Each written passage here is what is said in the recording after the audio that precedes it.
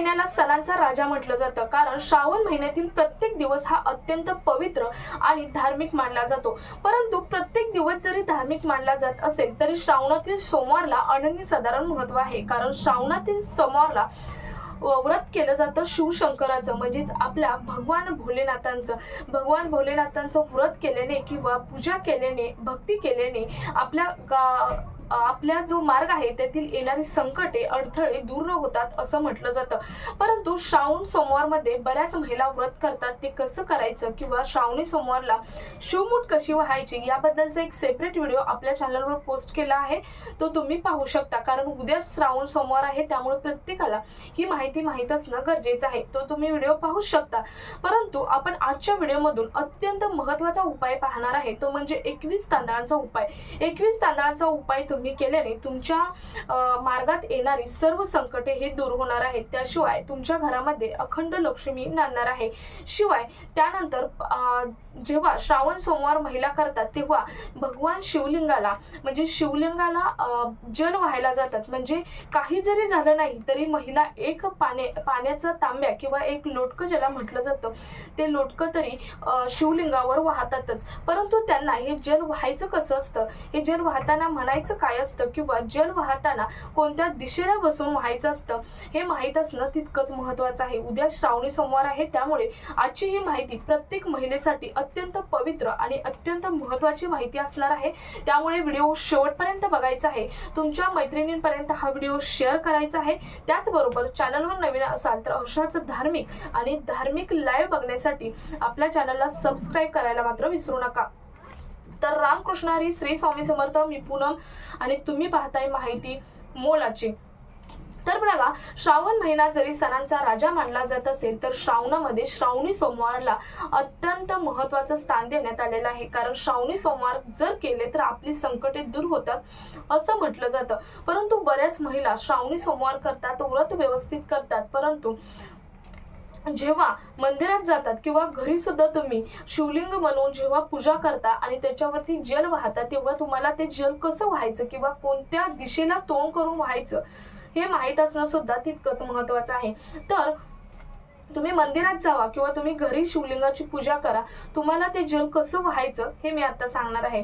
तर बघा, तुम्ही एका तांब्याच्या लोटक्यामध्ये, म्हणजे तांब्या असेल, नसेल तरी चालेल, स्टीलचा असेल तरी चालेल, परंतु तांब्याला धार्मिकतेनुसार अनन्यसाधारण महत्त्व देण्यात आलेलं आहे. त्यामुळे तांब्याचा जर लोटका असेल की तर तो तांब्याचा लोटका घ्यायचा आहे.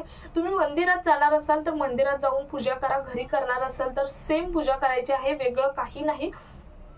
तुम्ही दिशा म्हणजे तुम्ही उत्तरेकडे तोंड करून बसायचं आहे. तुम्ही जेव्हा शिवलिंगाला पाणी वाहता तेव्हा तुम्ही उत्तरेकडे तोंड करून बसायचं आहे आणि उत्तरेकडे तोंड करूनच शिवलिंगाला जल वाहायचं आहे.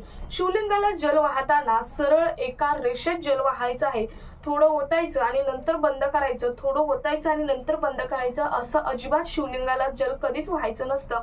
शिवलिंगाला जल वाहत असताना उत्तरेकडे तोंड करून बसायचं आहे आणि एका रेषेत सलग ओम नमः शिवाय, ओम नमः शिवाय, ओम नमः शिवाय या मंत्राचा जप म्हणत म्हणत तुम्ही शिवलिंगाला जल हे व्हायचं आहे.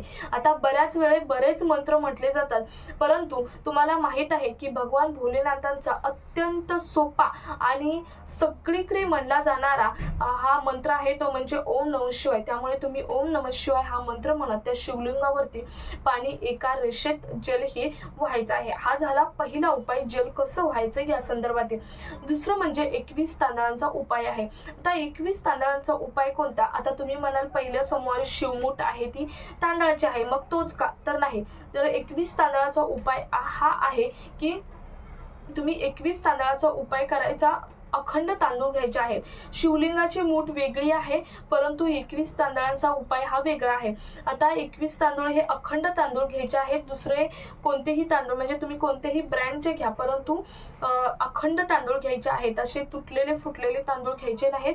21 अखंड तांदूळ घ्यायचे आहेत आणि हे 21 अखंड तांदूळ घेऊन तुम्ही उजव्या हातामध्ये हे तांदूळ धरायचे आहेत आणि हे तांदूळ घेतल्यानंतर तुम्ही शांत डोळे झाकून बसून तुम्ही कमलात्मक जो मंत्र आहे तो मंत्र तुम्हाला कुठेही तुम्ही गुगलवर सर्च केलं तर तुम्हाला किंवा नित्यसेवेच्या बुकमध्ये सुद्धा तुम्हाला तो कमलात्मक मंत्र आहे तो मिळणार आहे.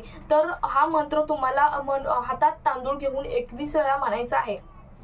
तुम्हाला दर सोमवारी हा जो उपाय आहे तो उपाय करायचा आहे. आणि शेवटच्या सोमवारी, आता बऱ्याच महिलांचा प्रश्न असेल की मग सोमवारी जे तांदूळ आहे ते तांदूळ करायचे काय, तर ते तांदूळ तुम्ही नंतर भगवान, तुम्ही जिथे पूजेला जाता तिथे तुम्ही अर्पण करू शकता, म्हणजेच तिथे पुजाऱ्याला देऊ शकता, किंवा तुम्ही पक्षी आहेत त्यांना घालू शकता, किंवा तुमच्या घरामध्ये एक त्याचा गोडाचा नैवेद्य करून देवाला दाखवू शकता आणि तुमच्या घरामध्ये, बाहेर कोणाला नाही तर तुमच्या घरामध्ये तुम्ही खाऊ शकता. असा वेगळा याचा उपाय किंवा याला वेगळं कुठे ठेवायचं असं अजिबात नाही.